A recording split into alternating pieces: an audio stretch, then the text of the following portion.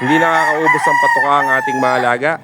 May mga pamamaraan po tayo na ginagawa para ma-absorb po agad ng ating alaga ang kanilang mga patuka na binibigay natin para metabolism po nila ay mas ganahan at mas mabilis.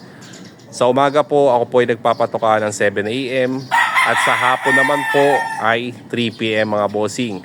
Dahil sa umaga po yung pagkain po nila ay mabilis magtunaw dahil sa mga activity nilang ginagawa sa kanilang mga cording.